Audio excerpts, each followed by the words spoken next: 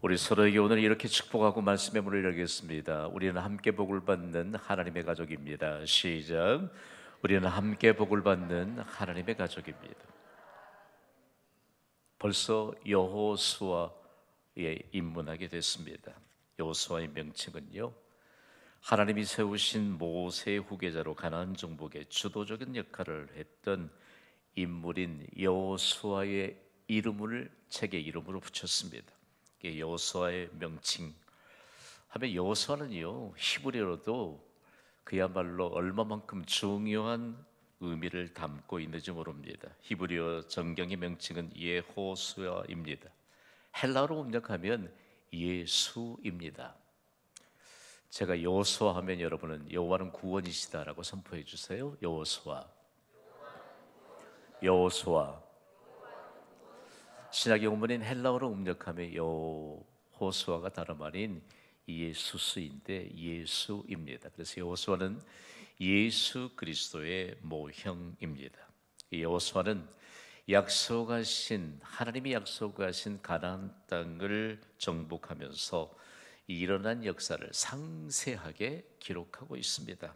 특별히 신명기는 모세를 통해서 미래를 바라보게 하지만 여호수아는 가나안 땅을 정복해서 성취하는 내용을 기록하고 있습니다. 여호수아를 통하여 하나님이 약속하신 미래가 현실이 되게 하시는 하나님의 손길을 경험하게 하는 은혜가 여호수아를 통해서 임하게 될 것을 기대하시기를 바랍니다. 오늘 여호수아를 몽땅 살펴볼 텐데, 경신교회는 지나오는 과정 속에 미래가 현실이 되게 하시는 하나님의 비전을 붙잡고 지금까지 교회를 견고하게 세워가고 있습니다. 여러분은 결코 현실에 붙잡혀 있지 않게 되기를 주님의 이름으로 간곡히 부탁을 드립니다. 현실에 운운하면 미래를 볼 수가 없어요. 우리 미래가 현실이 됐잖아요. 아무도 아멘으로 되게 화답을 안 하시네. 경신교회 시작부터 계속해서 미래가 현실이 되게 하시는 하나님의 교회의 역사를 세워가고 있습니다. 그래서 여호수아를 먼저 이해하게 될 때, 여호수아의 원래 이름은 호세아였습니다. 민수기 13장 8절은 이렇게 기록하고 있거든요. 함께 읽습니다. 시작. 에브라임 지파에서는 눈의 아들 호세아요. 아멘. 호세아라고 하는 히브리어가 구원이라는 의미입니다. 그런데 모세가 호세아의 이름을 여호수아라고 불렀습니다.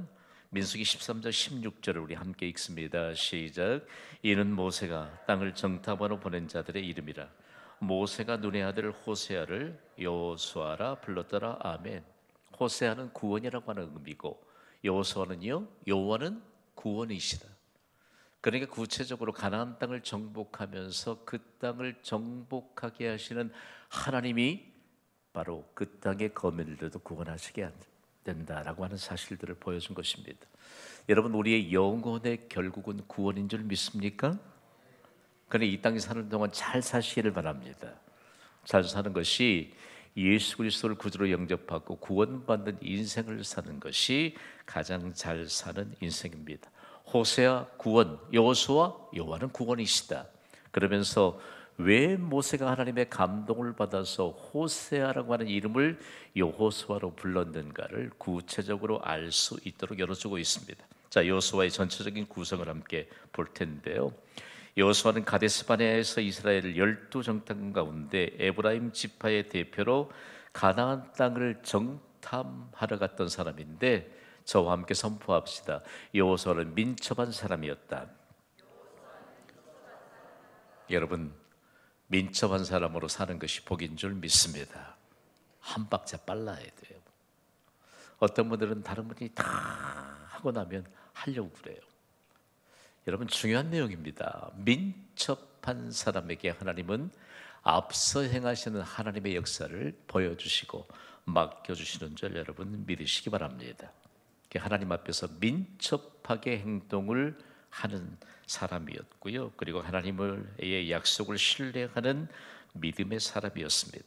그와 함께 그야말로 파트너를 이루었던 사람이 갈렙이잖아요. 그래서 여호수아와 갈렙은 민첩한 사람이었고 무엇보다 하나님을 신뢰하는 믿음의 사람이었습니다. 그래서 10명의 정탐꾼들은 그 땅을 믿음의 관점에서 보지 못하니까 두려워 떨면서 왔지만 여호수아와 갈렙은 그야말로 믿음의 관점에서 보았기 때문에 긍정적인 보고를 했습니다. 그러면서 여호수아는 목의 후계자로 하나님이 지명하셨고, 그리고 약속하신 가나안 땅을 정복해서 성취하게 되는 주역이 됐습니다. 자, 그 구절을 좀 살펴보게 될 텐데, 먼저는 가나안 정복 전쟁이 1장에서 몇 장까지입니까? 12장까지입니다. 그 가운데 하나님이 가나안 정복 전쟁의 승리의 근거는 도대체 어디에 있는가? 신실하신 하나님의 약속으로 인하여 가나안 땅을 정복하게 되었다라고 하는 사실인데요. 여호수아 1장 9절을 우리 소리 높여 소울톤으로 함께 읽어보겠습니다. 시작. 내가 내게 명령한 것이 아니냐? 강하고 담대하라. 두려워하지 말며 놀라지 말라. 내가 어디로 가든지 내 하나님 여호와가 너와 함께 하느니라 하시니라. 아멘. 중요한 내용입니다. 그래서 여호수아에게 하나님이 말씀합니다. 내가 어디로 가든지 하나님 여호와가 너와 함께 하느니라. 예수 그리스도가 이 땅에 오실 때도 마찬가지로 하나님은 우리와 함께 하신다고 하는 사인을 통해서 보냈잖아요. 임마누엘. 하나님은 여전히 우리와 함께 하십니다. 이 사실을 잊어버리지 말게 되기를 간절히 소망합니다. 하나님은 지금 나와 함께 하십니다. 이 사실을 우리가 잠시라도 잊어버리면 곧바로 두려워하게 되는데요. 여호수아는 잠시도 강하고 담대함을 그야말로 잃지 않는 믿음의 인생을 살았는데 하나님이 함께 하시겠다고 약속하셨잖아요. 그러면서 여호수아에게 순종을 선언하고 있는 이스라엘 백성들의 모습을 보여줍니다. 여호수아 1장 17절 말씀을 우리가 주의 깊게 봤습니다. 읽습니다. 시작. 우리는 범사에 모세에게 순종한 것 같이 당신에게 순종하려니와 오직 당신의 하나님 여호와께서 모세와 함께 계시던 것 같이 당신과 함께 계시기를 원하나이다. 아멘. 모세는 하나님 앞에 순종했습니다. 그런데 모세의 후계자인 여호수아가 하나님의 말씀에 순종하거든요. 그 순종의 모범을 이스라엘 백성들이 보면서 참 너무너무 아름다운 고백이잖아요. 우리는 범사에 모세에게 순종한 것 같이 당신에게 순종하려니와. 여러분, 중요한 내용 하나요. 성경 66권을 전체적으로 우리가 한 핵심 단어로 끄집어올리자면 순종입니다. 여러분, 순종하면 됩니다. 순종하는 자는 항상 승리의 깃발을 높이 들 수 있습니다. 우리에게 가장 문제가 되는 것은 순종하지 않는 것입니다. 중요한 건 여러분, 순종하고요 자기 열심하고는 다릅니다. 순종은 하나님의 말씀을 듣고 행하는 것이 순종입니다. 자기 열심은요 자기 생각에 우러나오는 어떤 생각이 자기를 그냥 붙잡고 가는 것. 하나님 말씀과는 상관없이 있어요. 그래서 순종이라고 하는 단어는 듣는다, 그리고 듣는 대로 행한다는 것이 순종의 의미입니다. 오늘 수요 예배를 바이블 칼리지로 함께 우리가 섬기고 있는데 우리 모두가 순종의 모범으로 인생을 펼쳐가게 되기를 주님의 이름으로 축복합니다. 순종하면 됩니다.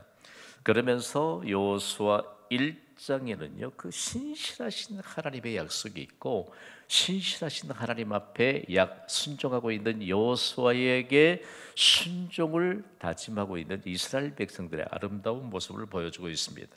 다음으로 2장에 가면요 정탐꾼과 라합의 신앙이 등장하게 되는데 이것도 마찬가지로 믿음입니다. 전체적으로 믿음을 바탕으로 하고 있습니다. 여호수아 2장 1절 말씀을 우리 좀 흥미있게 읽어보겠습니다. 시작. 눈의 아들 여호수아가 시딤에서 두 사람을 정탐꾼으로 보내매 이르되 가서 그 땅과 여리고를 엿보라 하며 그들이 가서 라합이라 하는 기생의 집에 들어가 거기서 유숙하더니. 아멘. 정탐꾼을 가장 현대적인 용어로 번역하면 스파이죠, 스파이. 그래서 영어 성경은 대부분 영어 성경 번역본들은 스파이라고 하는 단어를 사용하고 있습니다. 자, 기생 라합이 믿음으로 여호수아가 파송한 두 정탐꾼을 숨겨주어서 결국 그의 부모와 그리고 그의 남녀 형제와 그들에게 속한 모든 사람의 목숨을 죽음에서 구해냈습니다. 그러니까 여호수아를 우리가 함께 읽다 보면 2장에서 보면 기생인 나합이 여리고 성 가장 바깥쪽에 살았거든요.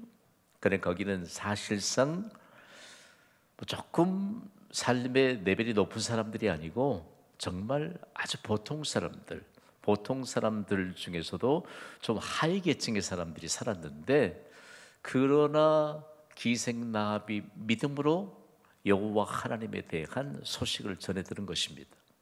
두 정탐꾼이 왔을 때 요단강의 역사와 그리고 구체적인 하나님의 일들에 관한 내용들을 펼쳐 보이면서 하나님이 계속적으로 말씀하시는 것에 대한 것을 한마디도 놓지 않고 관심 있게 들었던 사람이 바로 라합이었습니다.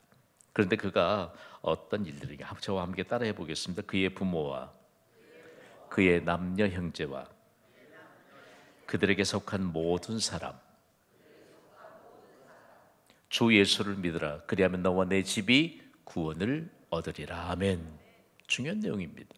우리가 믿음에 좀 자존감을 가져야 되는데, 우리가 인생을 사는 동안요, 구체적으로 포괄적으로 하나님이 말씀합니다. 결국 하나님이 우리를 통해서 카운트하시지 않겠습니까? 너로 인하여 누구가 구원받아 하나님의 생명책에 기록되었느냐. 우리 점차적으로요, 이런 생각들이 많이 무뎌지는 그런 시대를 더불어 살아가고 있습니다. 그러나 이 밤에 함께 말씀 앞에 선 예배자들이여, 결단코 영적인 민감함이 무뎌지지 않게 되기를 여러분들 깨어 기도하시기를 바랍니다. 그러면서 구체적으로요, 여리고성을 정복하는 기사가 바로 6장에 기록되어 있는데, 순종으로 여리고성을 정복하게 됩니다. 중요한 것은요, 하나님이 여리고성을 정복할 때 매일 한 바퀴씩 여리고성을 돌라고 하잖아요. 마지막 7째 날은요, 7바퀴를 돌라고 합니다. 7바퀴를 그날에 돌려고 하면 이른 새벽부터 일어나서 잠잠하게 순종해야 합니다. 피곤할 것입니다. 그러나 잠잠하게 순종하고 마지막 7바퀴를 돌 때 제사장들이 나팔을 불고, 그리고 여호수아가 백성에게 외치라고 했습니다. 무엇을 외치라고 했을까? 여호와께서 이 성을 누구에게? 너희에게 주셨느니라. 아멘. 그랬더니 그 결과가 어떻게 됐을까요? 여호수아 6장 20절과 21절은 이렇게 기록하고 있습니다. 우리 소리 높여 읽습니다. 시작. 이에 백성은 외치고 제사장들은 나팔을 불리며, 백성이 나팔 소리를 들을 때 크게 소리질러 외치니 성벽이 무너져 내린지라. 백성이 각기 앞으로 나아가 그 성에 들어가서 그 성을 점령하고 그 성 안에 있는 모든 것을 온전히 바치되 남녀노소와 소와 양과 나귀를 칼날로 멸하니라. 아멘. 자, 보십시오. 이때 믿음으로 기생나합이 그의 부모와 그의 남녀 형제와 그에 속한 모든 이들을 구원해낸 이 장엄한 역사는요, 저는 여호수아를 계속해서 여러 번 읽는데 너무 흥미진진합니다. 여러분, 성경 읽는 것이 흥미진진합니까? 아니면 힘듭니까? 체면은 있고 그윽한 커피 한 잔을 옆에 두고 성경을 흥미진진하게 읽으세요. 성경을 읽는데요, 흥미를 느끼지 못하면 여러분 기도하면서 읽으시기 바랍니다. 얼마만큼 귀중해요. 여호수아와 이스라엘 백성들의 승리는 누구의 것이지요? 오늘날 나의 것인 줄 믿습니다. 그러면서 순종으로 여리고성을 돌면서 잠잠했습니다. 역사가들은요, 그렇게 잠잠하게 여호수아의 인도를 따라서 제사장들이 나팔을 불고 그리고 외치라고 할 때 일제히 외쳤다. 참 얼마만큼 귀중한 하나님의 역사가 임하였던지 모릅니다. 그러면서 이제 구체적으로 가나안 땅을 분배하기 시작하는데요, 13장에서 24장까지의 내용이 가나안 땅을 분배하는 내용입니다. 분배를 하나님이 명령하시는데 바로 13장인데요, 여호수아 13장 1절에 하나님이 이렇게 말씀합니다. 1절을 읽습니다. 시작. 여호수아가 나이가 많아 늙음에 여호와께서 그에게 이르시되 너는 나이가 많아 늙었고 얻을 땅이 매우 많이 남아있도다. 아멘. 중요한 것은요, 얻을 땅이 매우 많이 남아있도다.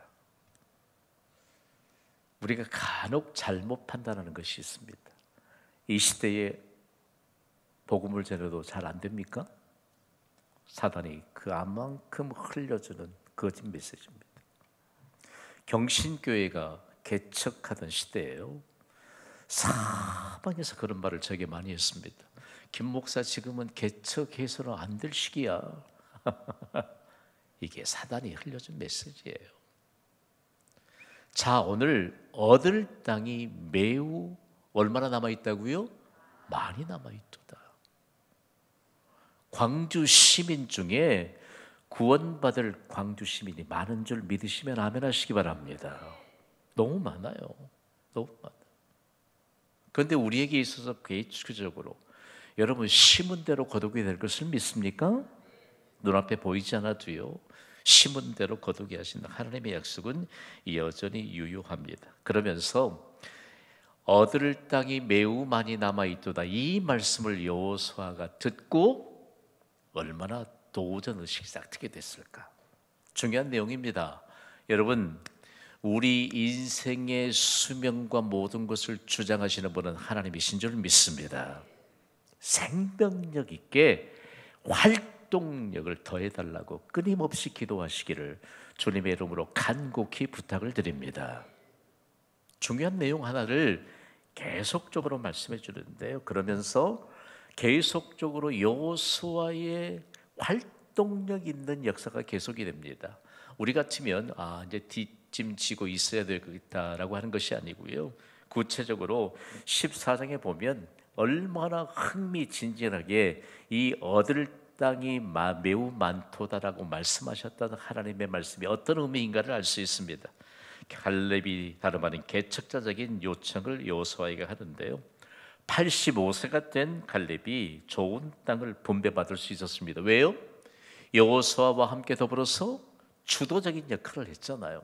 그러니까 이스라엘 출애굽 2세들이 여호수아와 갈렙은 좋은 땅을 가장 먼저 차지하도록 인정받는 그런 사람이었음에도 불구하고 그의 요청이 참으로 놀랍습니다. 여호수아 14장 12절입니다. 우리 주의 깊게 소리 높여 읽습니다. 시작. 그날에 여호와께서 말씀하신 이 산지를 지금 내게 주소서. 당신도 그날에 들으셨거니와 그곳에는 아낙 사람이 있고 그 성읍들은 크고 견고할지라도 여호와께서 나와 함께 하시면 내가 여호와께서 말씀하신 대로 그들을 쫓아내리이다 하니. 아멘. 갈렙이 요청한 것은 아직 이스라엘이 정복하지 못한 땅이었습니다. 가나안 땅에 이미 그들이 정복한 것 같았으나 아직 정복하지 못한 땅이었는데 그곳에는 기거리 장대하고 싸움에 능한 아낙 자손이 살고 있었습니다. 그런데 그 땅을 믿음으로 정복하겠다고 합니다. 그런데 그 아낙 자손 중에서도요, 가장 큰 사람이었던 아르바가 살고 있었던 곳이 그 산지인데 그 산지가 다름 아닌 헤브론입니다. 그럼에도 불구하고 갈렙이 그 땅을 하나님을 의지하는 믿음으로 정복했습니다. 따라합시다. 이 산지를 내게 주소서. 조금 더 크게 해봅시다. 이 산지를 내게 주소서. 이 산지를 내게 주소서. 아멘. 갈렙이 믿음으로 정복한 헤브론은 모든 것이 시작되는 중요한 요새가 됐습니다. 아브라함이 살았던 곳이고요, 사라의 무덤이 있던 곳이고 도피성이 있던 곳입니다. 그런데 아브라함이 살았던 곳으로 이곳에 역사적인 흔적이 남아있지만 헤브론에 있는 마물의 상수리 수풀에 이르러서 아브라함이 그곳에서 우상의 제단을 여호와께 예배를 드리는 예배의 제단으로 바꿨습니다. 여기에 하나님이 대단히 중요한 의미를 두고 있습니다. 자, 상수리 나무 숲을, 큰 나무가 숲을 이루고 있습니다. 그러니까 그 앞에 가면 사람들이 두려워 떨 만한 그런 큰 나무가 있는데 아브라함은 그곳에서 우상의 제단을 예배 제단으로 바꾸면서 예배의 장소로 바꾸었습니다. 중요한 내용 하나는요, 이 헤브론이 예배 장소로 바뀌게 될 때 하나님의 중요한 요새가 됐는데 모든 것의 시작점이 됐다는 겁니다. 여러분 잊지 마십시오. 중요한 일이 있거든 예배 장소에서 승부수를 던지시기를 주님의 이름으로 부탁을 드립니다. 끙끙 앓지 마세요. 끙끙 앓지 말아요.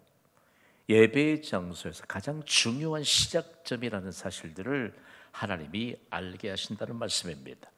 그러면서 아브라함의 얼마나 놀라운 역사에 대한 내용이 헤브론에 간직되어 있는지 모릅니다. 자, 여러분 강의한 여백은 누구의 것이지요? 자, 제가 선포할 때 동의가 되시면 좀 마음에 들어 하답하시기 바랍니다. 경신교회는 마치 개척 정신으로 정복한 이 시대의 헤브론인 줄 믿습니다. 믿으셔야 돼요. 믿으셔야 돼요. 경신교회를 통해서 모든 것이 시작되는 하나님의 중요한 요새로 증거되고 있음을 믿습니다. 교회는 뭐 광주 광역시만 해도 교회가 얼마나 많아요. 우리의 생각대로 얄팍한 그런 생각들로 접근할 수 있는 것이 교회가 아니고요, 이 산지를 내게 주소서.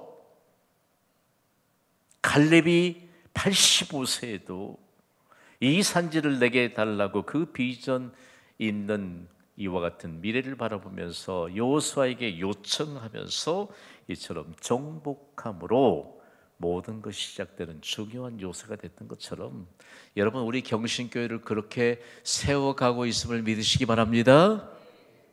그러면 여러분 우리에게 있어서 얼마만큼 중요한 핵심을 놓치지 않고 있는지 몰라요. 여러분 작은 것 하나에 우리가 쓰러지고 우리가 주저앉아야 될 이유가 전혀 없습니다. 하나님은 우리의 현실의 모든 문제보다 크신 분임을 우리는 믿기 때문입니다. 그러면서 이 헤브론이 얼마만큼 중요한 하나님의 역사의 시작점이 됐는가를 계속적으로 우리가 좀 기억하고 알게 할 것입니다. 다음으로 20장에 보면 도피성 제도를 시행하고 있는데 하나님은 여호수아에게 도피성에 대해서 말씀하셨어요. 여호수아 20장 3절 말씀을 우리 함께 읽습니다. 시작. 부지 중에 실수로 사람을 죽인 자를 그리로 도망하게 하라. 이는 너희를 위해 피의 보복자를 피할 것이니라. 아멘. 자, 도피성은 이미 신명기 19장에 모세에게 명령하신 것을 여호수아에게 명령하셨습니다. 자, 생명의 주관자가 누구시죠? 하나님이십니다. 생명의 주관자가 하나님이신 것을 말씀하고 있습니다. 그러면 신약 성경은 사도 요한을 통해서 형제를 미워하지 말라. 형제를 미워하며 뭐하는 것이라고 했지요? 살인하는 것이다. 여러분 부지 중에라도요 잘못 이해하고 있어요. 여러분 행여라도 그런 표현하지 마세요. 행여라도 그런 표현하지 마세요. 누군가를 미워한다. 오해도 하지 마세요. 누군가 나를 미워한다. 그런 오해하지 마세요. 그리스도인들은요 정말 얼마만큼 가슴을 쓸어내리면서 기도하는지 몰라요. 이것이 바로 그리스도인의 중심일치인데 이 도피성에 관한 내용들, 도피성에 대해서 제가 간혹 여러분에게 말씀했는데 도피성은 한 마을에 성읍이 있다. 사람들이 거주하는데 잘 보이는 곳에 있습니까? 아니면 잘 안 보이는 곳에 감춰져 있습니까? 1번 잘 보이는 곳, 2번 잘 안 보이는 곳. 몇 번이에요? 1번이 1번. 마을의 사람들이요 어느 날 부지 중에 살인을 했는데 살인하는 자가 살인을 당한 가족들에게 쫓깁니다.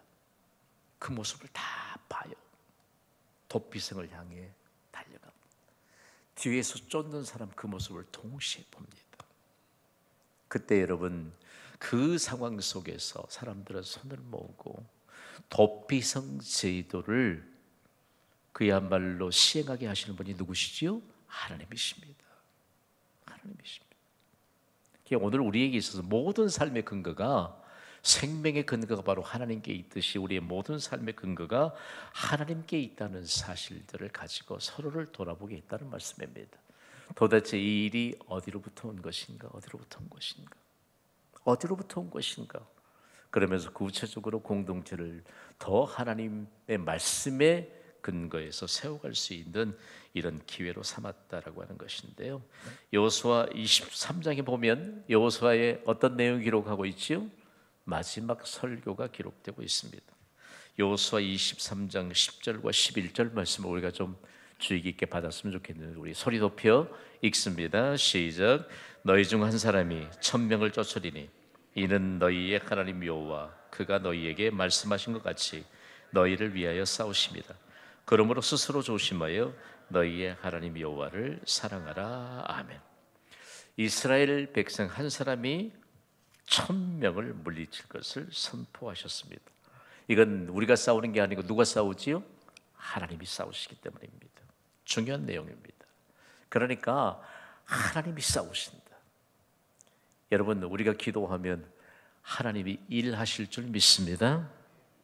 저는 기도할 때마다 가끔씩 두려워요.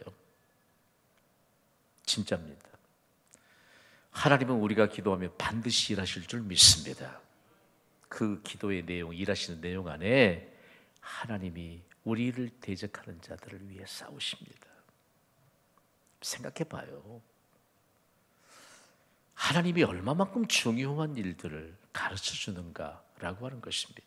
결국은 하나님의 승리요, 결국은 믿음으로 나아가는 하나님의 사람의 승리가 될 줄 믿습니다. 모든 것을 믿음으로 하지 않으면, 성경은 우리에게 단호하게 말합니다. 모든 것을 믿음으로 하지 않으면 그것이 죄라고 말합니다. 우리가 믿음으로 하지 않을 수 있죠. 자기 열심으로 할 수도 있고.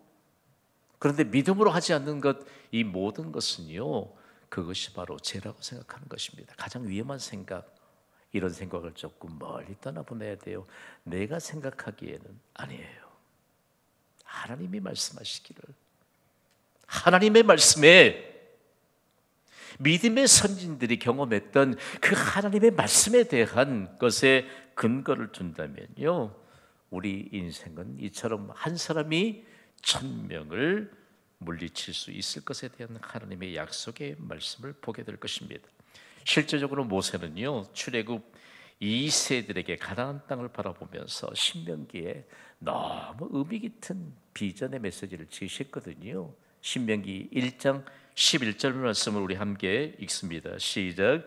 너희 조상의 하나님 여호와께서 너희를 현재보다 1000배나 많게 하시며 너희에게 허락하신 것과 같이 너희에게 복 주시기를 원하노라.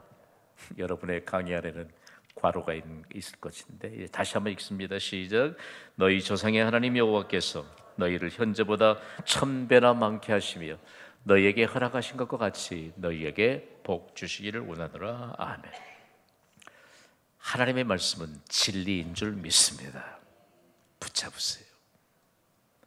우리 함께 선포해봐요. 크게 믿어라. 오늘 왜 저녁을 다 못 드셔서 그럴까요? 잘 못하시네. 힘이 너무 없으신 것 같아요. 이 소리 1000배 큰 소리로 크게 믿어라. 크게 기도하라. 크게 믿읍시다. 크게 기도합시다. 크게 믿지 않고 크게 기도하지 않으니까 하나님이 주신 비전 자체를 붙잡지를 못해요. 제가 지난 주일날 예배를 섬기면서 하나님이 얼마만큼 성령으로 기름 부어주시는지 모릅니다. 꼭 그렇게 선포했잖아요. 지금 제가 하고 있는 기도보다 훨씬 더 규모 있게 기도를 여러분과 함께 해야 할 것을 하나님이 강력하게 말씀한다고요. 말씀한다.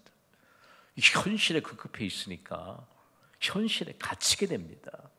그런데 우리에게 주신 비전은요, 일당천이에요. 일당천입니다. 그러면서 얼마만큼 하나님 말씀할까? 이 귀중한 비전의 메시지를 주시면서 결국은 무엇으로 하나님의 인치심 도장을 찍으시냐? 복이라고는 한 단어입니다. 하나님은 복의 주관자이신 줄 믿습니다. 부지런히 복의 주관자이신 하나님 앞에서 간구하는 자가 복이 있는 줄 믿습니다. 24장에는요 여호수아의 죽음에 대해서 기록하고 있는데 퀴즈 하나 할까요? 여호수아는 몇 시까지 살았게요? 모세는 120세까지 살았고 여호수아는 몇 세까지 살았게요? 110세까지 살았습니다. 자, 중요한 내용 하나, 110세로 인생을 마감하는데 그가 110세로 인생을 마감하면서 어떤 내용을 남겼느냐? 여호수아 24장 15절입니다. 읽습니다. 시작. 만일 여호와를 섬기는 것이 너희에게 좋지 않게 보이거든 너희 조상들이 강 저쪽에서 섬기던 신들이든지 또는 너희가 거주하는 땅에 있는 아모리 족속의 신들이든지 너희가 섬길 자를 오늘 택하라. 오직 나와 내 집은 여호와를 섬기겠노라 하니. 과연 이스라엘은 여호수아처럼 오직 여호와만 섬겼을까요?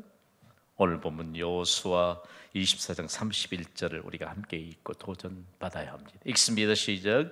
이스라엘이 여호수아가 사는 날 동안 여호수아 뒤에 생존한 장로들 곧 여호와께서 이스라엘을 위하여 행하신 모든 일을 아는 자들이 사는 날 동안 여호와를 섬겼더라.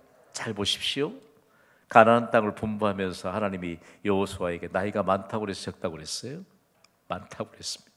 그런데 끝까지 비전을 붙잡고 끝까지 이스라엘 백성들에게 이런 도전을 주면서 이스라엘 백성들이 자신의 활동력 있는 믿음을 그대로 본받아 사는 것을 끝까지 지켜보았습니다. 멋지잖아요. 멋있잖아요. 너무너무 멋있습니다. 적용 한번 해봅시다. 나와 내 집은 오직 예수 그리스도만 섬길 것인가? 고민하지 마세요. 여호와라고 하는 하나님의 이름은 영원 전부터 영원까지 계신다고 하는 하나님의 존재를 나타내는 이름입니다. 영원 전부터 영원까지 존재하신 하나님. 여호와는 어제나 오늘이나 영원토록 동일하시니라. 누가요? 예수 그리스도가. 그러니까 모든 성경의 결론은 예수 그리스도이십니다. 오직 나와 내 집은 오직 예수 그리스도만 섬길 것인가? 오늘 이 메시지를 가슴에 새기시고 여러분 예수 그리스도를 주로 섬기면 모든 것은 다 해결받게 될 줄 믿습니다.